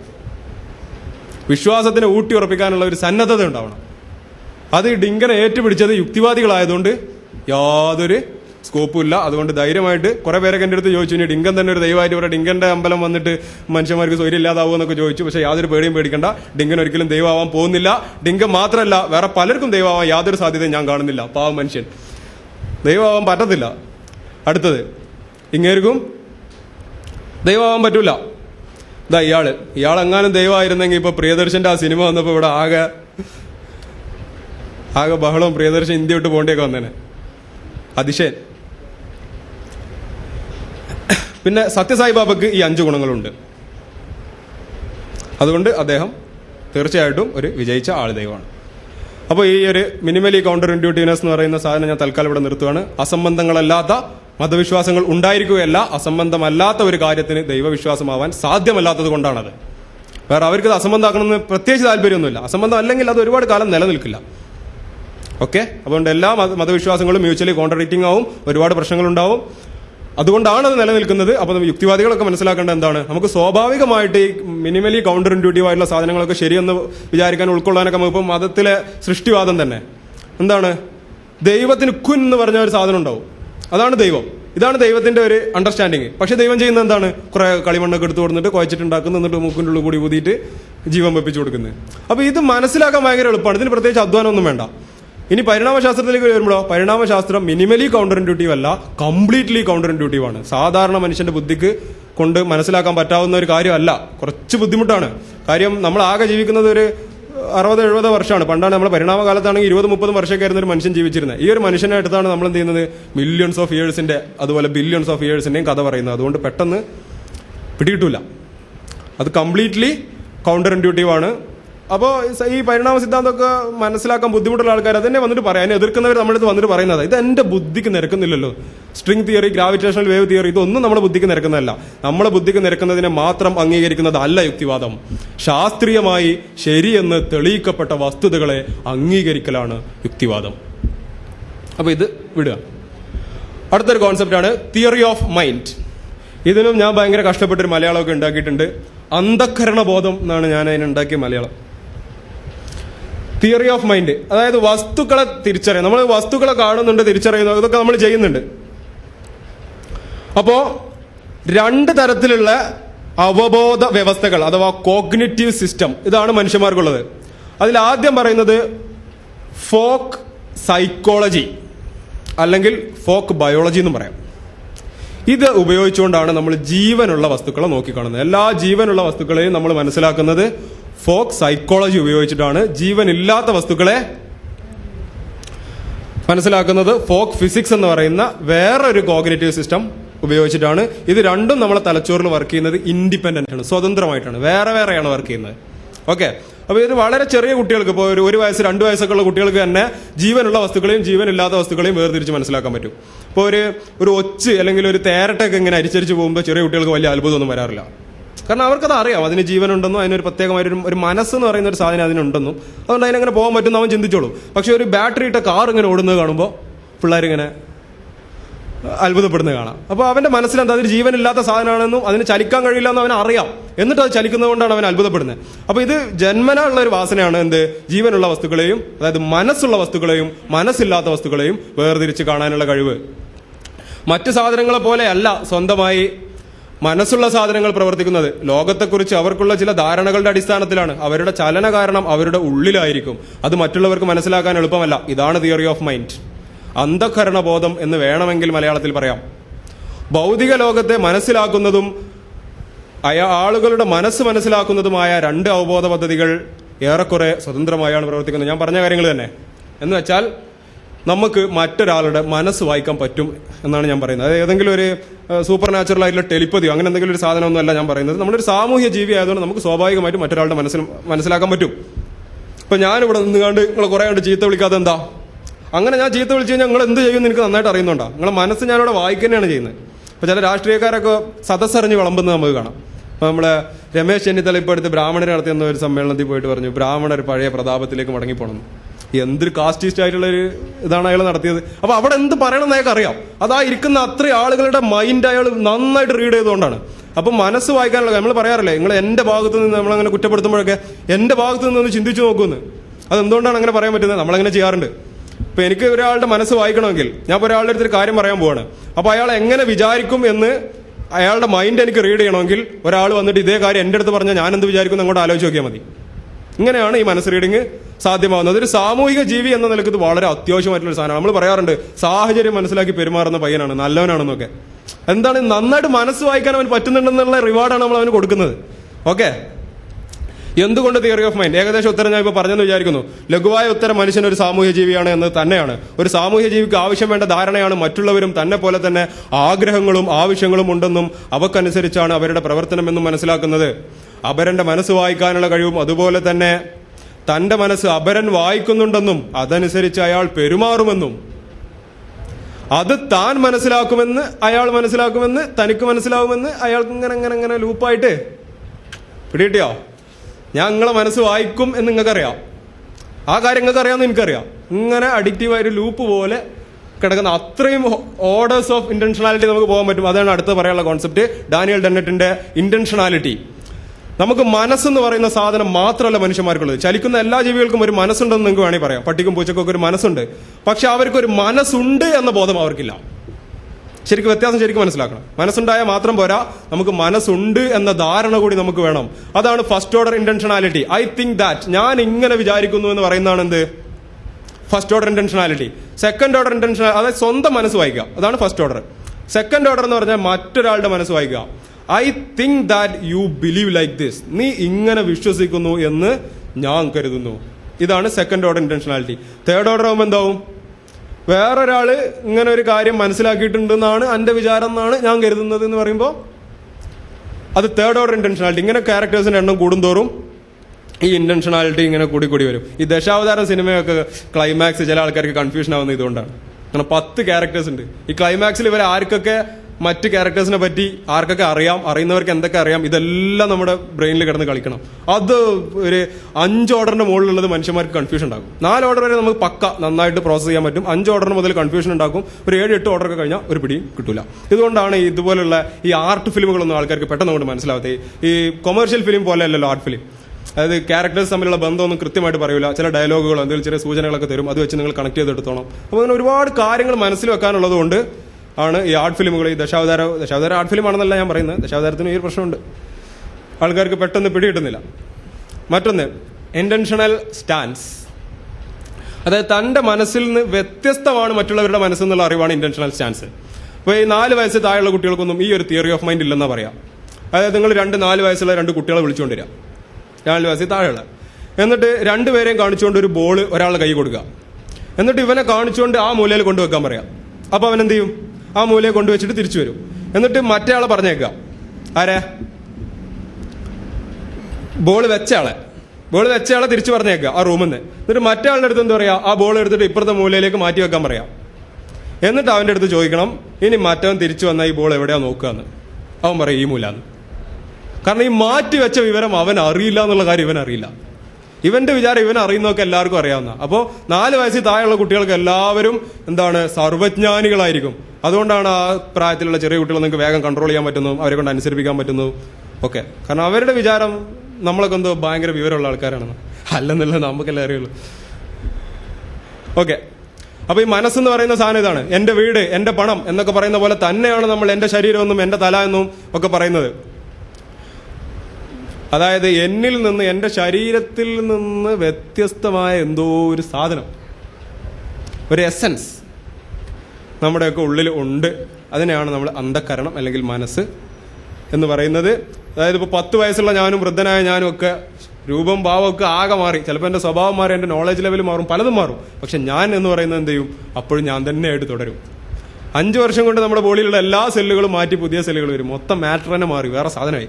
എന്നാൽ ഈ ഞാനെന്ന് പറയുന്നത് എന്താവും? അങ്ങനെ നിലനിൽക്കും. അതിന് കൃത്യമായ കാരണമുണ്ട്. അവിടെ റെപ്ലിക്കേഷനാണ് നടക്കുന്നത്. ഒരു സെല്ലും പോയി വേറെ സെല്ല് വരുമ്പോൾ അവിടെ എക്സാക്ട് റെപ്ലിക്കേഷൻ, ഡ്യൂപ്ലിക്കേഷൻ പോലും അല്ല, റെപ്ലിക്കേഷൻ നടക്കുന്നതുകൊണ്ടാണ് ആ ഒരു പ്രോപ്പർട്ടി, ഞാൻ എന്ന് പറയുന്നൊരു ബോധം ഇങ്ങനെ മെയിൻറ്റെയിൻ ചെയ്ത് പോകുന്നത്. അവിടെ അപ്പോഴും ആത്മാവ് അതുപോലത്തെയുള്ള സാധനങ്ങളൊന്നും ഞാൻ ഇനി സാധൂകരിച്ചു നാളെ പോയിട്ട് പറയരുത്. ഈച്ച എന്ന് പറയുന്ന ഒരു സിനിമയുണ്ട്, രാജമൗലിയുടെ, മലയാളത്തിലേക്കൊക്കെ ഡബ് ചെയ്ത് മഴവിൽ മനോരമയിലൊക്കെ കുറെ അങ്ങനെ കാണിച്ചു, പിന്നാമ്പുറൊക്കെ എഴുതി കാണിക്കും. അങ്ങനെ ഈ ഒരു സിനിമയിലെ ആക്ച്വലി എന്തുകൊണ്ടാണ് നിങ്ങൾക്ക് ആ സിനിമ ആസ്വദിക്കാൻ പറ്റുന്നത്? നമുക്ക് ഭയങ്കര വെറുപ്പും അറപ്പുണ്ടാക്കുന്ന ഒരു ഈച്ചനെ നിങ്ങൾക്ക് എന്തുകൊണ്ടാണ് സ്നേഹിക്കാൻ പറ്റുന്നത്? അവിടെ നമുക്ക് ഇഷ്ടമുള്ള ഒരു ക്യാരക്ടർ മരിച്ചിട്ട് അവന്റെ മനസ്സാണ് ഈച്ചയുടെ ഉള്ളിലെന്ന് നമുക്കറിയാം. എല്ലാം പോയെങ്കിലും ആ മനസ്സ്, ആ എസൻസ് എന്ന് പറയുന്ന സാധനം അവിടെ സസ്റ്റെയിൻ ചെയ്യുന്നുണ്ടെന്ന് നമുക്ക് കരുതുന്നതുകൊണ്ടാണ് ആ ആർട്ട് നമുക്ക് ആസ്വദിക്കാൻ പറ്റുന്നത്. എത്ര വലിയ യുക്തിവാദികളാണെങ്കിൽ പോലും. പ്രേതത്തിലൊന്നും വിശ്വാസമില്ലാത്ത യുക്തിവാദികൾക്ക് പ്രേത സിനിമ കാണുമ്പോൾ പേടി ഉണ്ടാവാറില്ല. അത് തന്നെ കാര്യം. നോക്കുക, അപ്പൊ ദൈവം എന്ന് പറയുന്നത്, ഞാൻ വീണ്ടും വിഷയത്തിലേക്ക് മടങ്ങി വരികയാണ്. God in short, a theory of mind applied to different domain where it's not belong. അതായത് ഒരു തിയറി ഓഫ് മൈൻഡ് ഇല്ലാത്തൊരു സ്ഥലത്ത്, തിയറി ഓഫ് മൈൻഡ് ആർക്കുണ്ടാവുക? മനുഷ്യന്മാർക്കാണ് ഉണ്ടാവുക. മനുഷ്യന്മാർക്ക് മാത്രമേ തിയറി ഓഫ് മൈൻഡ് ഉള്ളൂ. ചലിക്കുന്ന ജീവികൾക്ക് മാത്രമേ മൈൻഡ് ഉള്ളൂ. അതല്ലാത്ത ജീവികൾക്ക് മൈൻഡും ഇല്ല, തിയറി ഓഫ് മൈൻഡും ഇല്ല. ഇവിടെ പോയിട്ട് നിങ്ങൾ എന്ത് ചെയ്യാണ്? ഇപ്പൊ ഫോർ എക്സാമ്പിൾ, ഞാനിപ്പോൾ ഒരു ബൈക്ക് പാർക്ക് ചെയ്തിട്ട് ഈ ഹാളിലേക്ക് കയറി വന്നെന്ന് വിചാരിക്കുക. ആ ബൈക്കിന്റെ അടുത്ത് ഞാൻ അങ്ങോട്ട് പോരുമ്പോൾ ബൈക്കിന്റെ അടുത്ത് ഒരാൾ നിൽക്കുന്നുണ്ടായിരുന്നു. ഞാൻ തിരിച്ചു ചെല്ലുമ്പോൾ ആ ആൾ അവിടെ ഉണ്ടാവില്ല എന്ന് എനിക്ക് നല്ല ബോധമുണ്ട്. കാരണം അവന് സ്വന്തമായിട്ടൊരു മനസ്സുണ്ട്, അവൻ്റെതായ ആവശ്യങ്ങൾ ഉണ്ടാവും, അവൻ പോകുമെന്ന് എനിക്കറിയാം. ചിലപ്പോൾ അവൻ അവിടെ കണ്ടാലാവും എനിക്ക് അത്ഭുതം. പക്ഷെ ഞാനവിടെ തിരിച്ചു ചെല്ലുമ്പോൾ ബൈക്ക് അവിടെ ഇല്ലെങ്കിലോ എനിക്ക് ഉറപ്പാണ് ഇത് ചുമ്മാ പോകത്തില്ല, ഇത് കള്ളം കട്ടുകൊണ്ട് പോയതാണെന്ന്. അപ്പൊ അതിന്റെ പിന്നിൽ ഒരു ഏജന്റ് വർക്ക് ചെയ്തിട്ടുണ്ടെന്ന്. ജീവനില്ലാത്ത വസ്തുക്കളുടെ പുറകിൽ, ജീവനില്ലാത്ത വസ്തുക്കളുടെ ചലനത്തിന്റെ പുറകിൽ ഒരു ബോധപൂർവം മനസ്സുള്ള ഒരു ഏജന്റ് പ്രവർത്തിച്ചിട്ടുണ്ട് എന്ന് കരുതുന്നത് സാമൂഹിക ജീവിതത്തിൽ ഗുണം കിട്ടുന്ന കാര്യമാണ്. മനസ്സിലായല്ലോ? നമ്മൾ വണ്ടി കട്ടുകൊണ്ട് പോയാൽ കള്ളം കട്ടുകൊണ്ടതാണ് നമുക്ക് ഉറപ്പിക്കണമെങ്കിൽ എന്ത് വേണം? ഇത് സ്വയം ചലിക്കില്ല എന്നുള്ള ബോധം നമുക്ക് വേണം. അതുകൊണ്ടാണ് ഈ മഴ പെയ്യുമ്പോഴും കാറ്റ് വീശുമ്പോഴും ഒക്കെ ഇതിന്റെ പിന്നിൽ ഒരാളുണ്ട് എന്ന് നമ്മൾ ആട്രിബ്യൂട്ട് ചെയ്ത് കൊടുക്കുകയാണ്. ഈ ഒരു ചിന്തനെ നമ്മൾ ഇല്ലാത്ത ഡൊമൈനിലേക്ക് ആട്രിബ്യൂട്ട് ചെയ്ത് കൊടുക്കുകയാണ്. ഇത് കുറച്ചും കൂടെ അങ്ങ് മൂക്കുമ്പോഴാണ് പിന്നെ ആരാടാ തേങ്ങന്റെ ഉള്ളിൽ വെള്ളം നിറച്ച് എന്നൊക്കെ ചോദിക്കാം. അതിന്റെ ഒക്കെ പിന്നിൽ ഒരാൾ വേണമെന്ന് ഇവർക്ക് അത്രയും നിർബന്ധമാണ്. അതതിന്റെ കാര്യം. ഇതിനെ വിളിക്കുന്ന പേരാണ് അമിതമായി പ്രവർത്തിക്കുന്ന കർത്തൃത്വ നിർണയ ഉപാധി അഥവാ hyper active agency detection device, HADD എന്ന് പറയും. ഇത് ഒരുപാട് രവിസാറൊക്കെ ഒരുപാട് വിശദീകരിച്ച് പോയിട്ടുള്ള ഒരു സാധനമാണ്. ഞാനും വിശദീകരിക്കാം. ജസ്റ്റിൻ ബാരറ്റ് എന്ന് പറയുന്ന ഒരു ഫിലോസഫർ, ആന്ത്രോപോളജിസ്റ്റ് എന്തോ, എനിക്ക് ഓർമ്മയില്ല. ഞാൻ ഇയാളെ ബയോ വായിച്ചിട്ടില്ല, പുസ്തകങ്ങളൊക്കെ എടുത്ത് നോക്കിയിട്ടുള്ളൂ. ഇദ്ദേഹമാണ് ഈ ഒരു കോൺസെപ്റ്റ് ആദ്യമായിട്ട് അവതരിപ്പിക്കുന്നത്. നിർജീവമായ വസ്തു കാരണങ്ങളില്ലാതെ സ്വയം അനങ്ങില്ല എന്ന നമ്മുടെ ഇൻഡ്യൂട്ടീവ് ഫിസിക്സ് അല്ലെങ്കിൽ ഫോക്ക് ഫിസിക്സ്, ഞാൻ നേരത്തെ പറഞ്ഞ സാധനം തന്നെ, അതാണ് നമുക്കുള്ളത്. അതിനെതിരായി കാണുന്നത് എന്ന് പറഞ്ഞാൽ ജീവനില്ലാത്ത സാധനങ്ങളുടെ ചലനം മുഴുവൻ ജീവനുള്ള ഏജന്റിന്റെ പ്രവർത്തന ഫലമാണ് എന്ന ചിന്തയാണ് ആക്ച്വലി എന്ത് HADD. ഇത് മതിയെന്ന് തോന്നുന്നു ഒരു കൃത്യമായ ഡെഫിനിഷൻ. ഇതിൽ നിന്നാണ് നമ്മുടെ ദൈവാസ്തിത്വത്തിനുള്ള the argument for God's existence, അക്വിനാസിന്റെ 5 ആർഗ്യുമെന്റുകളുണ്ട്. The unmoved mover, the cosmological, the uncaused cause എന്നൊക്കെ പറഞ്ഞ ഇങ്ങനെ കുറെ സാധനങ്ങളുണ്ട്. ഇതിനകത്ത് ആദ്യം വരുന്ന സാധനമാണ് ദ അൺമൂവ്ഡ് മൂവർ. അതിനകത്ത് അയാൾ പറയുന്നത് എന്താ? പ്രപഞ്ചത്തിലുള്ള വസ്തുക്കളെല്ലാം ചലിച്ചുകൊണ്ടിരിക്കുകയാണ്. അങ്ങനെ ചലിച്ചുകൊണ്ടിരിക്കണമെങ്കിൽ ഇത് ഏതെങ്കിലും ഒരു കാലത്ത് തുടങ്ങണം ഈ ചലനം. അങ്ങനെ തുടങ്ങണമെങ്കിലോ ചലനമില്ലാത്ത ഒരു തുടക്കക്കാരൻ ആവശ്യമാണ്. അതുകൊണ്ട് ദൈവമുണ്ട്. വളരെ സിമ്പിൾ ആയിട്ടുള്ള ഒരു ലോജിക്കാണ്. ഇതിന്റെ ഒരു അടിസ്ഥാന പ്രശ്നം എന്ന് പറഞ്ഞാൽ ചലനത്തിന് കാരണം വേണം എന്നുള്ള ഇയാൾ പറയുന്നത്. ഇപ്പൊ ചലിക്കുന്നുണ്ട്, ആ ചലനത്തിന് കാരണം വേണം, ആ കാരണമാണ് ദൈവം. എന്തിനാണ് ഈ ചലനത്തിന് കാരണം വേണമെന്ന് ഇത്ര നിർബന്ധം? ചലനമാണെങ്കിലോ സ്വാഭാവികം, നിശ്ചലാവസ്ഥക്കാണെങ്കിലോ കാരണം വേണ്ടത്. ഇതുപോലും ആലോചിക്കാതെ ദൈവത്തിനെ പ്ലേസ് ചെയ്യാനുള്ള എന്ത് കുഴിയാണുള്ളത് നോക്കി നടക്കുകയാണ്. എന്തെങ്കിലും ഒരു അറിവില്ല, നമുക്ക് കൃത്യമായി അറിയാത്ത ഒരു സ്പോട്ട് ഉണ്ടെങ്കിൽ അവിടെയാണ് എന്ത് ചെയ്യുക, ദൈവത്തിനെ കൊണ്ടുപോയി ഫിറ്റ് ചെയ്യുക. പണ്ട് മഴ പെയ്യിപ്പിച്ചെന്നൊക്കെ ദൈവമായിരുന്നു. പിന്നെ അതിങ്ങനെ ഓരോന്നോരോന്ന് എക്സ്പ്ലെയിൻ ചെയ്യുന്നതോടുകൂടി ഇപ്പോൾ ദൈവം വലിയ വലിയ കാര്യങ്ങൾ മാത്രം ഏറ്റെടുത്ത് ചെറിയ കാര്യങ്ങളൊക്കെ മനുഷ്യന്മാർക്ക് വിട്ടുകൊടുത്തിരിക്കുകയാണ്. അടുത്തൊരു കാര്യം നോക്കുക. നിങ്ങൾ വിജനമായ ഒരു സ്ഥലത്ത് കൂടെ നടക്കുകയാണെന്ന് വിചാരിക്കുക. പെട്ടെന്നൊരു ഇലയനക്കം കാണുന്നു. അപ്പോൾ നിങ്ങൾക്ക് എന്ത് വിചാരിക്കാം? കാറ്റടിച്ചാണെന്ന് വിചാരിക്കാം, അല്ലെങ്കിൽ വേറെ എന്തെങ്കിലും കാരണമാണെന്ന് വിചാരിക്കാം. അതിൻ്റെ ഒപ്പം അതിൻ്റെ ഉള്ളിൽ ഒരു പുലി അല്ലെങ്കിൽ നിങ്ങളുടെ ഒരു ശത്രു അല്ലെങ്കിൽ നിങ്ങളുടെ ലൈഫിനുള്ള ഒരു ത്രെട്ട് അതിൻ്റെ ഉള്ളിലുള്ളതെന്ന് നിങ്ങൾക്ക് വിചാരിക്കാം. ഇതിലേത് വിചാരിക്കുന്നതാണ് നിങ്ങൾക്ക് ലാഭം? അതിനുള്ളിൽ ഒരാളുണ്ടെന്ന് വിചാരിക്കുന്നതാണ് അല്ലേ? നമുക്ക് നോക്കാം. എറർ മാനേജ്മെന്റ് തിയറി എന്ന് പറയുന്ന ഒരു സംഭവമുണ്ട്. തിയറിയുടെ അടിസ്ഥാനം വളരെ കുറവ് അറിവുകളിലൂടെ എന്ത് ചെയ്യണം, ഒരു തീരുമാനം എടുക്കാൻ പറ്റണം. എല്ലാ വിവരങ്ങളും കിട്ടിയിട്ട് തീരുമാനം എടുക്കാമെന്ന് വിചാരിച്ചു കഴിഞ്ഞാൽ അപ്പോഴേക്കും എന്ത് ചെയ്യും, പണി പാളും. അപ്പോൾ കുറച്ച് വിവരങ്ങൾ, അപ്പോൾ ഡിസിഷൻ മേക്കിംഗ് അണ്ടർ അൺസർട്ടനിറ്റി, പൂർണ്ണമായ അറിവ് ലഭ്യമല്ലാത്ത ഒരു സാഹചര്യത്തിൽ ഒരു തീരുമാനം എടുക്കേണ്ടി വരുമ്പോൾ എന്ത് സംഭവിക്കും? പിഴവുകൾ തീർച്ചയായിട്ടും സംഭവിക്കും. കാരണം നമുക്ക് കൃത്യമായിട്ട് അറിയില്ല, നമ്മൾ തീരുമാനം എടുക്കുകയാണ്. അപ്പോൾ പിഴവുകൾ സംഭവിക്കുമ്പോൾ രണ്ട് ടൈപ്പ് എറർ ഉണ്ട്. ഒന്ന് ടൈപ്പ് 1 എറർ അഥവാ ഫാൾസ് പോസിറ്റീവ്, അതാണ് ടൈപ്പ് 1. അതിന്റെ അർത്ഥം ഇല്ലാത്ത ഒരു വസ്തു ഉണ്ടെന്ന് ചുമ്മാ കരുതുക. ഈ ടൈപ്പ് എററാണ് ടൈപ്പ് 1. 2 ടൈപ്പ് 2 എറർ അഥവാ ഫാൾസ് നെഗറ്റീവ്, ഉള്ള ഒരു വസ്തു ഇല്ലെന്ന് കരുതുക. ഇത് രണ്ടിന്റെയും കൂടെ നഷ്ടവും ലാഭവും വെച്ച് താരതമ്യം ചെയ്യുമ്പോൾ ടൈപ്പ് 1 എറർ അഥവാ ഫാൾസ് പോസിറ്റീവ് പ്രിഡോമിനേറ്റ് ചെയ്യും. അതുകൊണ്ട് കൂടുതൽ ലാഭമുണ്ട് എന്ന് ഉള്ളത് കൊണ്ട് പരിണാമത്തിൽ അത് കൂടുതൽ സെലക്ട് ചെയ്യപ്പെടും. നമുക്ക് നോക്കാം എറർ മാനേജ്മെന്റ് തിയറിയുടെ ഒരു ആപ്ലിക്കേഷൻ. ഇലയനക്കം പുലിയാണെന്ന് കരുതുകയാണ് ഒരാള്. ഓക്കെ, അപ്പൊ ആ ചാർട്ട് നോക്കുക. അതിന്റെ ഇടത്തെ സൈഡിൽ കൊടുത്തിട്ടുള്ളത് എസ്റ്റിമേഷൻ ആണ്, ഇയാൾ എന്ത് കരുതുന്നു എന്നുള്ളതാണ്. അത് ആദ്യത്തെ കോളം യെസ് പുലിയാണെന്ന് കരുതുന്നു, 2 പുലി അല്ലെന്ന് കരുതുന്നു. മുകളിൽ കൊടുത്തിട്ടുള്ളത് റിയാലിറ്റി ആണ്. റിയാലിറ്റി ആദ്യത്തെ കോളം യെസ്, രണ്ടാമത്തെ കോളം നോ. അപ്പൊ അതിൽ ആദ്യത്തെ കള്ളി നോക്കുക, ആ രക്ഷപ്പെട്ടു എന്ന് എഴുതിയ കള്ളി. അത് നോക്കുമ്പോൾ എന്താണ് അവിടുത്തെ അവസ്ഥ? റിയാലിറ്റി യെസ് ആണ്, അവിടെ പുലി തന്നെയാണ് ഇരിക്കുന്നത്. ഇയാൾ കരുതിയത് എന്താണ്? പുലി ഉണ്ടെന്നാണ്. അപ്പൊ പുലി ഉണ്ടെന്ന് കരുതിയതുകൊണ്ട് ഇയാൾ ഓടി രക്ഷപ്പെട്ടു. ഓക്കെ, രണ്ടാമത്തെ കോളം ഇയാൾ പുലിയാണെന്ന് കരുതി, പക്ഷേ അവിടെ പുലി ആയിരുന്നില്ല. അപ്പോഴും ഇയാൾക്ക് പ്രത്യേകിച്ച് നഷ്ടമൊന്നുമില്ല, ഇയാൾ അവിടുന്ന് പോയി. അടുത്തത് നോക്കുക, രണ്ടാമത്തെ റോ. അവിടെ ഇയാൾ പുലി അല്ലെന്നാണ് കരുതിയത്. പുലി അല്ലെന്ന് കരുതിയിട്ട് എന്ത് ചെയ്യണം, അങ്ങോട്ട് പോവുകയാണ്. അപ്പൊ അവിടെ ഉള്ളത് എന്താണ്? ശരിക്കും പുലിയാണ്. അപ്പൊ അവിടെ ഒരു നഷ്ടമുണ്ട്. അപ്പൊ ഇത് രണ്ടും വെച്ച് താരതമ്യം ചെയ്യുമ്പോൾ പുലി ഉണ്ടെങ്കിലും ഇല്ലെങ്കിലും പുലി അവിടെ ഉണ്ട് എന്ന് കരുതുന്നതാണ് തടിക്ക് നല്ലത്. അതുകൊണ്ട് ഭയങ്കര യുക്തിവാദികൾ ഇവിടെ പുലി ഉണ്ടോ എന്നൊക്കെ കൃത്യമായി അന്വേഷിച്ച് ബോധ്യം വന്നിട്ടേ ഞാൻ വിശ്വസിക്കുള്ളൂ എന്ന് വിചാരിച്ച നമ്മുടെ യുക്തിവാദികളൊക്കെ എന്ത് ചെയ്ത് പണ്ടേ പുലിയുടെ വായ്ക്കകത്ത് പോയി ഇവിടെ പുലി ഉണ്ടോ ഇല്ലയോ ഒന്നും അറിയാതെ കൃത്യമായ വിവരങ്ങളൊന്നും കിട്ടാതെ അവൈലബിൾ ആയിട്ടുള്ള ഡാറ്റ അനുസരിച്ച് പുലി ഉണ്ടെന്ന് വിചാരിച്ച് ഓടി രക്ഷപ്പെട്ടവരുടെ ജീനുകളൊക്കെ ജീൻ പൂളിലേക്ക് കൂടുതൽ വന്ന് അതിങ്ങനെ വന്നതുകൊണ്ടാണ് ഇപ്പോ പൂർണ്ണമായ തെളിവുകൾ ഇല്ലാതെ തന്നെ കഥകളിൽ വിശ്വസിക്കാൻ പര്യാപ്തമായ ഒരു വലിയ സമൂഹം ഇവിടെ ഇങ്ങനെ ബാക്കിയായത്. നല്ലതൊക്കെ ജീൻ പൂളിൽ നിന്നോ എലിമിനേറ്റ് ആയി പോയി. ഇത് തന്നെയാണ് പാസ്കൽസ് വേജർ എന്ന് പറയുന്ന സാധനം. പാസ്കൽ ചോദിക്കുന്ന ഇതാണ്, നിങ്ങൾ ദൈവമില്ല എന്ന് പറഞ്ഞിട്ട് എങ്ങാനും ദൈവം ഉണ്ടെങ്കിൽ പണി കിട്ടത്തില്ല എന്നാണ്. അതായത് ദൈവമില്ല എന്ന് പറഞ്ഞിട്ട് യഥാർത്ഥത്തിൽ ദൈവം ഉണ്ടാവുന്ന അവസ്ഥ ഏതാണ്? ഫോൾസ് നെഗറ്റീവ് എററാണ്, ടൈപ്പ് 2 എററാണ്. അത് വെച്ചുകൊണ്ടിരിക്കുന്നത് ബുദ്ധിയല്ലെന്നാണ് ആര് പറയുന്നത്? പാസ്കൽ പറയുന്നത്. ഇനി എങ്ങാനും ദൈവം ഉണ്ടെന്ന് നിങ്ങൾ ചുമ്മാ വിചാരിച്ചോളൂ, എങ്ങാനും ബിരിയാണി കൊടുക്കുന്നുണ്ടെങ്കിലോ, ഇതാണ് പ്രശ്നം. അപ്പൊ ഈ പാസ്കൽസ് വേജർ, പാസ്കലിന്റെ പന്തയം എന്ന് പറയുന്ന ഈ ഒരു സാധനം എന്താണ്? ഈ ഒരു എറർ മാനേജ്മെന്റ് തിയറിയുടെ ഒരു ആപ്ലിക്കേഷൻ മാത്രമാണെന്ന് മനസ്സിലാക്കിയാൽ പിന്നെ എന്ത് ചെയ്യൂല, പാസ്കൽസ് വേജറും പൊക്കി പിടിച്ചുകൊണ്ട് അധികം ആൾക്കാർ നടക്കൂല. നമ്മുടെ അടുത്തൊക്കെ ഇപ്പോഴും ഫേസ്ബുക്കിൽ വന്നിട്ട് ആൾക്കാരൊക്കെ ചോദിക്കലുണ്ട്, നിങ്ങൾ ഇങ്ങനെ നിരീശ്വരവാദവും പറഞ്ഞ് നടക്കുകയാണ്, ഞങ്ങൾക്ക് നിങ്ങൾ പറഞ്ഞ പോലെ ദൈവമില്ല എന്ന് വിചാരിച്ചു. ഞങ്ങൾക്ക് യാതൊരു പ്രശ്നമില്ല, ദൈവമില്ല, ഞങ്ങൾക്കും പ്രശ്നമില്ല. ഞങ്ങൾ പറഞ്ഞതാണ് ശരിയെന്നുണ്ടെങ്കിൽ നിങ്ങൾക്ക് ഇവരുടെ മുട്ട പണിയല്ലേ എന്നാണ് അവരുടെ സംശയം. അത് ഈ ഒരു എറർ മാനേജ്മെന്റ് തിയറിയിൽ നിന്ന് വരുന്നതാണെന്ന് ഞാൻ മനസ്സിലാക്കുന്നതുകൊണ്ട് എനിക്ക് പ്രത്യേകിച്ചൊന്നും അവിടെ തോന്നാറില്ല. അടുത്തൊരു സാധനം കൂടി പറഞ്ഞിട്ട് നമ്മൾ ഇത് വൈൻഡപ്പ് ചെയ്യുവാണ്. Law of proximity. ഇതെന്ന് പറഞ്ഞാൽ കോറിലേഷൻ എന്ന് പറയുന്ന ഒരു സംഭവമുണ്ട്. രണ്ട് കാര്യങ്ങൾ അടുപ്പിച്ച് സംഭവിക്കുന്നു. ആദ്യം എ സംഭവിക്കുന്നു, പിന്നെ ബി സംഭവിക്കുന്നു. അപ്പൊ എയും ബിയും തമ്മിൽ അവിടെ എന്തുണ്ട്? ഒരു കോറിലേഷൻ ഉണ്ട്. കാര്യം ഒന്ന് കഴിഞ്ഞിട്ടാണ് അടുത്തത്. ബി ഈസ് ആഫ്റ്റർ എ എന്ന് പറയുന്ന ഒരു കോറിലേഷൻ. നമ്മൾ ചിത്രകഥകളൊക്കെ വായിക്കലില്ലേ? അപ്പൊ അതിലുള്ള ചിത്രങ്ങൾ തമ്മിൽ എന്താണുള്ളത്? കോറിലേഷനാണ്. ഈ കോറിലേഷനെ കോസേഷനായിട്ട് തെറ്റിദ്ധരിക്കുക എന്നുള്ളതാണ് ഒരുവിധം അന്ധവിശ്വാസങ്ങളുടെ എല്ലാം അടിസ്ഥാനപരമായിട്ടുള്ള ഒരു കാരണം എന്ന് പറയാം. ഇപ്പൊ നിങ്ങൾ ഹോമിയോ മെഡിസിൻ എടുക്കുന്നു, അസുഖം മാറി. അപ്പോൾ അതുകൊണ്ടാണ് അസുഖം മാറിയത് നിങ്ങൾ വിചാരിക്കുന്നു. നിങ്ങൾ പ്രകൃതി ആലയത്തിൽ ഇവിടെ ജേക്കബ് വടക്കാചേരിന്റെ അവിടെ പോയിട്ട് 2 ദിവസം പപ്പായ ജ്യൂസ് കുടിച്ചു, നിങ്ങളുടെ ഡെങ്കിപ്പനി മാറി. ഉടനെ നിങ്ങൾ അങ്ങ് വിചാരിക്കുന്നു ഇത് കുടിച്ചു മാറി, അതുകൊണ്ട് കുടിച്ചതുകൊണ്ടാണ് മാറിയത്. കോറലേഷനെ കോസേഷനായിട്ട് തെറ്റിദ്ധരിക്കുക. ഇത് പല രീതിയിൽ മറ്റു ജീവികളിലൊക്കെ കാണുന്നുണ്ടെന്നാണ് പറയുന്നത്. ഇപ്പൊ ഏത് പ്രാവുകൾക്കൊക്കെ ഇങ്ങനെ പരീക്ഷണമൊക്കെ നടത്തിയിട്ടുണ്ട്. ഇങ്ങനെ പ്രാവുകൾക്ക് ഒരു പ്രത്യേക യന്ത്രം പ്രവർത്തിപ്പിച്ച് ഒരു സൗണ്ട് അലാം ഉണ്ടാക്കിയിട്ട് ഭക്ഷണം കൊടുക്കുക. ആ പ്രാവുകളെ അലാം പ്രവർത്തിപ്പിക്കുമ്പോൾ ഭക്ഷണം കൊടുക്കും. പിന്നീട് ഈ അലാമുമായിട്ടുള്ള ബന്ധം വിച്ഛേദിപ്പിച്ചിട്ട് ഭക്ഷണം ഒരു പർട്ടിക്കുലർ ഓർഡറിൽ അങ്ങനെ വെറുതെ കൊടുക്കാൻ തുടങ്ങി.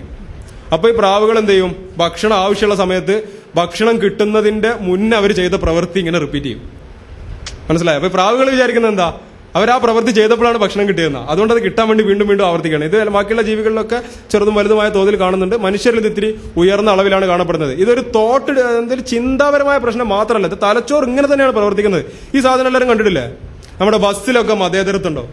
പിന്നെ ഒരു യേശു നടുക്ക് ഒരു കൃഷ്ണൻ, ഇപ്പുറത്തെ ഒരു മുസ്ലിങ്ങളുടെ എന്തെങ്കിലുമൊക്കെ ഒരു സാധനം വെച്ചിട്ട് മാലയൊക്കെ ഇട്ട് കൊടുത്ത് ലൈറ്റൊക്കെ കത്തിച്ചിട്ട് ബസ്സിലെ മതസൗഹാർദ്ദം. ഈ ബസ് ഓണറെ മതം ഏതാന്ന് പറയണേ, ആ നടുക്കാണ് നോക്കിയാൽ മതിയോ? നടുവിലിരിക്കുന്നതാണ് എന്ത്? ബസ് ഓണർ മതം. അപ്പൊ അവിടെയൊക്കെ ഉപയോഗിക്കുന്ന ഈ അലങ്കാര ബൾബുകളാണിത്. ഇതിങ്ങനെ കത്തുമ്പോൾ എന്ത്, ഇതിങ്ങനെ പോകുന്നതായിട്ട് നമുക്ക് തോന്നും. ഇതിങ്ങനെ യാത്ര ചെയ്യും. ആക്ച്വലി അങ്ങനെ പോകുന്നില്ലെന്ന് നമുക്കറിയാം. ഓരോ ബൾബും ഇൻഡിവിജ്വലി കത്തുകയും കെടുകയും മാത്രമാണ് ചെയ്യുന്നത്. അത് കത്തുന്ന ഒരു ബൾബ് കെടുന്ന സമയത്താണ് അടുത്തത് കത്തുന്നത്. അതാണ് അടുത്ത പ്രോഗ്രാം. ഒന്ന് കേടുന്ന സമയം അടുത്തത് കത്തും. അപ്പൊ നമ്മള് ശരിക്കും സത്യാന്വേഷണത്തോടെയുള്ള ഒരു തലച്ചോറാണെങ്കിൽ എങ്ങനെയാ കരുതണ്ടേ? ഇത് കെട്ടു മറ്റേത് കത്തി എന്നാണ് കരുതേണ്ടത്. പക്ഷെ നമ്മൾ അതല്ല കരുതുക. ഈ ലൈറ്റ് എന്ത് ചെയ്തു? അങ്ങോട്ട് ചാടി എന്നാണ് നമ്മൾ കരുതുന്നത്. അവിടെ ഒരു കോറലേഷൻ മാത്രമേ ഉള്ളൂ. ഇത് കെടുന്ന സമയത്ത് അടുത്തത് കത്തി എന്നുള്ള കോറലേഷൻ മാത്രമേ ഉള്ളൂ. പക്ഷെ നമ്മൾ കോസേഷൻ ആയിട്ട് തന്നെ തെറ്റിദ്ധരിക്കുന്നു. ഇത് അങ്ങോട്ട് ജമ്പ് ചെയ്തു തോന്നുന്നു. ഇതാണ് ഒരുവിധം അന്ധവിശ്വാസങ്ങളൊക്കെ. നിങ്ങൾ പ്രാർത്ഥിക്കുന്നു, ഫലം കിട്ടുന്നു, അതുകൊണ്ട് പ്രാർത്ഥിച്ചതാണ് ഫലം കിട്ടിയതെന്ന് നിങ്ങൾ കരുതുന്നു. ഇങ്ങനെ. അതുകൊണ്ട് ഈ പ്രസന്റേഷൻ ഇവിടെ അവസാനിക്കുകയാണ്. അപ്പൊ എന്റെ കൺക്ലൂഷൻ ഇതാണ്: അതിജീവനത്തിനും മെച്ചപ്പെട്ട സാമൂഹിക ജീവിതത്തിനും സഹായിച്ച പരിണാമപരമായ അനുകൂലനങ്ങളുടെ ബാക്കി പത്രം മാത്രമാണ് മതവിശ്വാസം. Thank U.